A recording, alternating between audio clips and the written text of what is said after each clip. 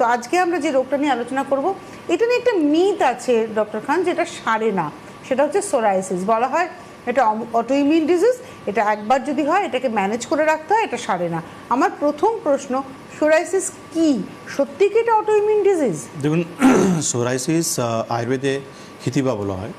আয়ুর্বেদে chapter রয়েছে ক্ষুদ্রকুষ্ঠ, সেখানে কিন্তু 18 প্রকারের স্কিনের রোগগুলো বলা হয়েছে। তার মধ্যে একটা হচ্ছে খিতিবা, যাকে আমরা মডার্ন প্যাথি কোরিলেট করি সোরিয়াসিস সঙ্গে।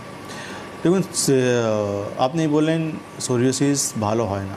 আমি বলিনি, এটা মিথ রয়েছে। মিথ আপনি বলছেন।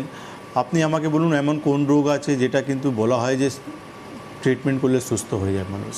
ডায়াবেটিস, থাইরয়েড, হাইপারটেনশন, সবই ম্যানেজেবল। ফ্যাটি লিভার, যে কোনো জিনিসকে আপনি দেখুন, মানুষ চিকিৎসা করাচ্ছে, এমন ভালো থেকে ভালো জায়গায় চিকিৎসা করাচ্ছে, বড় থেকে বড় ডক্টর দেখাচ্ছে, ভালো থেকে ভালো প্যাথোলজি থেকে ইনভেস্টিগেশন করাচ্ছে, কিন্তু আলটিমেটলি রোগ যাচ্ছে না।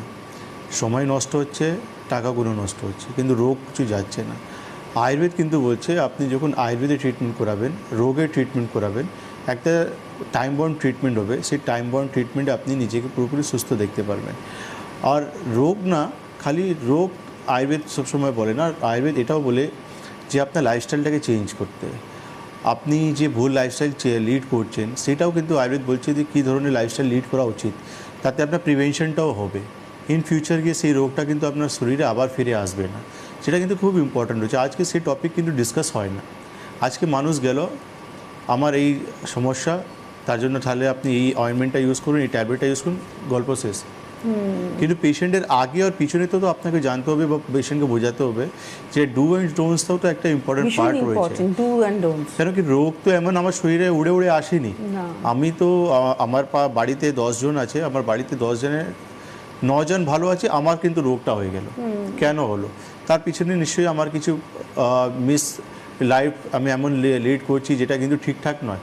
রং ডিসিশন নিচ্ছি, আমি সময়তে খাওয়া দাওয়া করছি না, বা আমি কিছু খাবার এমন খাচ্ছি যেটা কিন্তু তাকে কিন্তু একসঙ্গে খেলে আমার শরীরে সেটা কিন্তু একটা টক্সিন তৈরি করছে, একটা রিয়াকশন তৈরি হচ্ছে আমাদের খাওয়া দাওয়াতে। ইয়েস। তো অনেক কিছু জিনিস রয়েছে যেটা কিন্তু আমাদেরকে একসঙ্গে খাওয়া কন্ট্রাইন্ডিকেশন রয়েছে, সেটা আমাদের খাওয়া উচিত নয়।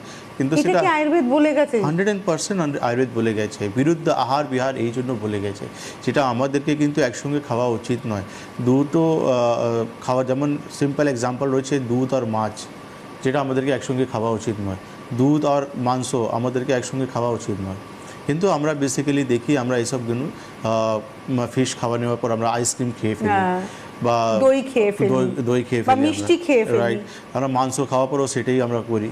তো এইসব কিন্তু আমাদেরকে করা উচিত নয়, যার জন্য কিন্তু আমরা দেখি স্কিনের সমস্যা প্রচুর বাড়তে চলে গেছে। তো আজকে আমাদের আলোচনার বিষয় হচ্ছে সোরাইসিস।